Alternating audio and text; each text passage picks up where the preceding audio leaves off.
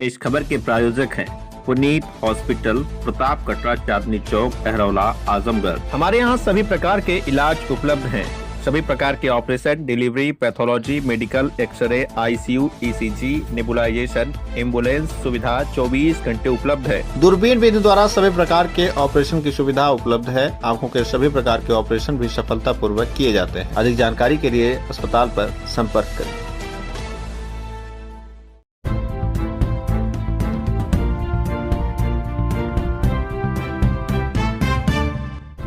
नमस्कार, आप देख रहे हैं तेज न्यूज। मैं हूं आपके साथ विनोद राजभर। आइए शुरू करते हैं खबरों का सिलसिला।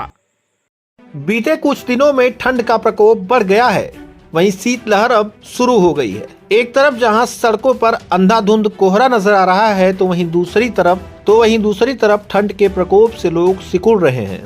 ऐसे में सरकार द्वारा स्वास्थ्य विभाग को अलर्ट रहने के निर्देश दिए गए हैं। इसी के दृष्टिगत तेज न्यूज की टीम ने अमर शहीद राजा जयलाल सिंह संयुक्त अस्पताल पर पहुंचकर अस्पताल में व्यवस्थाओं की पड़ताल की। इस दौरान अस्पताल परिसर में शीतलहर के दृष्टिगत पुख्ता इंतजाम देखने को मिले।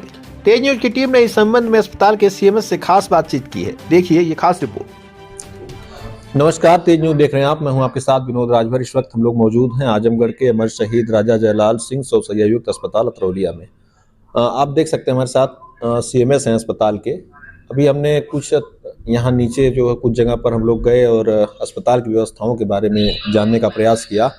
क्योंकि ठंडी आ गई है और शीतलहर लगभग स्टार्ट हो चुकी है, तो ऐसे में जनता के लिए क्या व्यवस्थाएं अस्पताल में की गई हैं और क्या चीज़ें हैं, हम जानना चाहेंगे सीएमएस से। सीएमएस आप सबसे पहले अपना छोटा सा परिचय दीजिए और यहाँ अस्पताल में क्या क्या व्यवस्थाएं शीतलहर के मद्देनजर हैं उसके बारे में बताएं। मैं डॉक्टर दिनेश प्रसाद सिन्हा यहाँ का मुख्य चिकित्सा अधीक्षक हूँ और मैं यहाँ पे 17 सितंबर को अपना कार्यभार ग्रहण किया हूँ। तब से अब तक यहाँ का कुछ जो दिक्कतें थे उसको समाधान करते हुए यहाँ का प्रयास हम लोग कर रहे हैं कि यहाँ के जो मरीज आते हैं गांव से उनको बेहतर से बेहतर सुविधा मिले। इसी क्रम में हम लोग ने यहाँ पे ठंड से बचाव के लिए 6 बेड का शीतलहर वार्ड में बनाया हूँ। उसमें हीटर और ब्लोअर की सुविधा कर दिया हूँ। हमारे यहाँ जितने भी मेडिकल और सर्जिकल वार्ड है, साथ ही साथ जो इमरजेंसी में हमारे जो मरीज भर्ती रहते हैं, हर एक वार्ड में मैं हीटर और ब्लोअर की व्यवस्था कराया हूँ। साथ ही साथ जो हमारे 4th क्लास के कर्मचारी काम करते हैं, स्पेशली जो रात में काम करते हैं, जो हमेशा पानी से हाथ धोते रहते हैं और उनको ठंड लगता है, उनके बचाव के लिए हम लोग ने उनको हीटर की व्यवस्था दिया हूँ और कंबल उन लोगों को दिया हूँ कि ताकि रात में जो ड्यूटी करें वो ज़रूरत पड़े तो उसको ओढ़ लें और ठंड से अपने भी बचें और जो हमारे मरीज आ रहे हैं उनको भी बचाया जा सके। अच्छा, इस भीषण ठंड में, जैसे अब ठंड तो लगभग तेज ही बढ़ी जा रही, रोजाना बढ़ रही है, तो जनता के लिए क्या सुझाव देना चाहेंगे? जनता इस ठंड से कैसे बचे? अभी है कि जितना ज़्यादा से ज़्यादा गर्म भोजन और लिक्विड का चीज़ है, जैसे चाय है, गर्म दूध है, गर्म पानी का सेवन करें। अल्कोहल का प्रयोग ना करें, इसलिए कि अल्कोहल पीने के बाद जब नशे में हो जाते हैं तो जहाँ तहाँ वो लोग सो जाते हैं, जिससे कि ठंड लगने की उनको संभावना बहुत ज़्यादा रहता है। उसके लिए मेरा सुझाव रहेगा कि हमेशा गर्म का भोजन करें। साथ ही साथ सूखे मेवे का प्रयोग ज़्यादा करें। जो मान ली जिनके पास सामर्थ्य है वो उसमें अपना सूखे फल जैसे बादाम है, अखरोट है, काजू है, ये सब का प्रयोग करें। यदि जो गरीब हैं उनके पास मूंगफली है तो मूंगफली भी गरीबों के लिए ड्राई फ्रूट का काम करता है, वो प्रयोग ज़्यादा से ज़्यादा करें। उसमें कुछ हमारे न्यूट्रिएंट बहुत अच्छा मिलता है जो शरीर के लिए बहुत लाभदायक होता है। कुछ एमिनो एसिड उसमें अलग रहते हैं, फैटी एसिड भी अच्छे क्वालिटी के होते हैं। तो जो गरीब लोग हैं वो बादाम, मूंगफली मिलता है सब जगह, तो उसका प्रयोग करें। एवं घर में जो सीजनल फ्रूट है उसका प्रयोग करें। खुले में ना निकलें, जब भी बाहर निकलें तो उस समय पूरा शरीर ढक करके निकला करें। टोपी लगा लें, मफलर लगा लें। एवं जो भी कपड़ा पहनते हैं वो लेयर बाय लेयर, सिर्फ एक कपड़ा मोटा पहन लेने से नहीं होगा, अलग अलग लेयर में कपड़े का पहन करके निकलें, जिससे कि जो बाहर का ठंड है उससे बचा जा सकता है।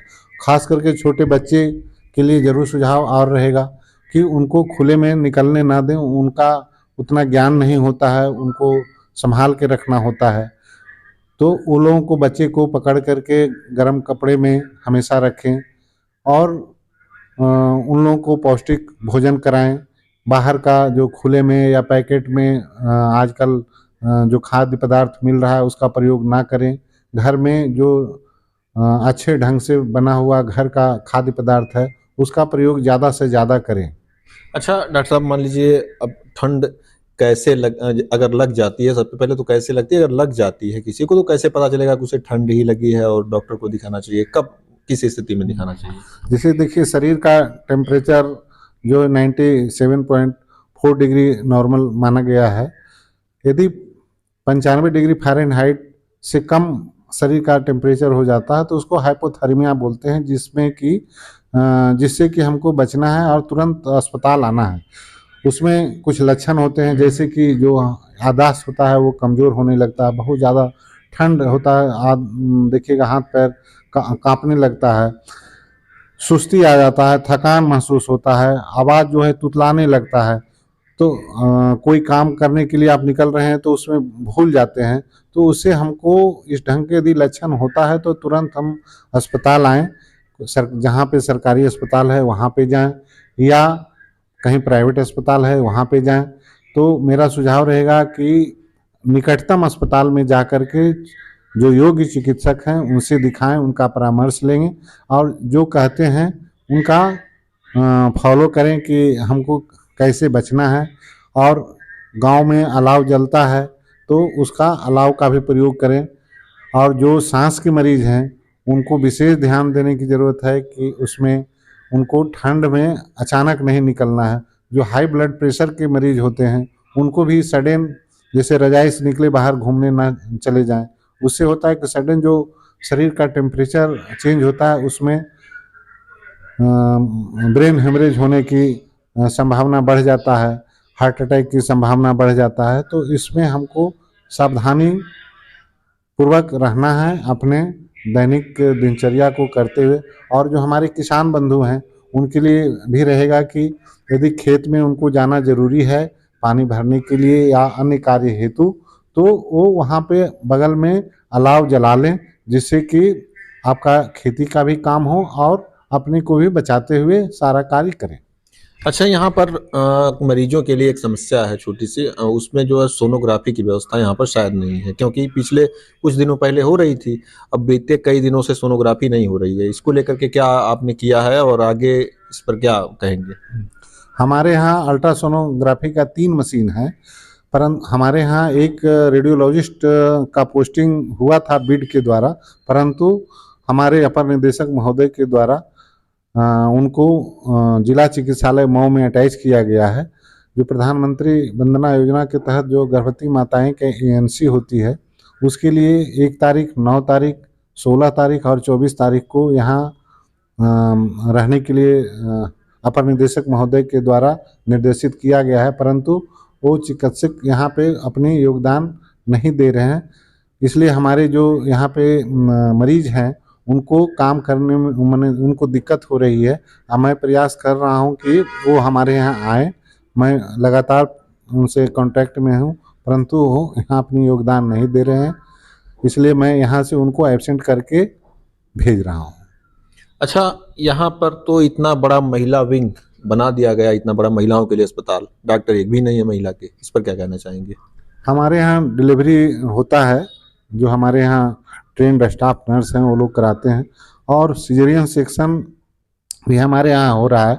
एक डॉक्टर अमित सिंह हैं जो आते हैं और सप्ताह में 2 दिन यहाँ पे सिजेरियन। गायनी से रिलेटेड तो कोई डॉक्टर उस तरह के नहीं? गायनी का ही है डॉक्टर साहब हैं, लेकिन वो पूरे जिले में सिजेरियन सेक्शन करते हैं, नसबंदी करते हैं, इसलिए उनका डेट पूरे जिले में जगह जगह पे उनका अलग अलग लगा हुआ है।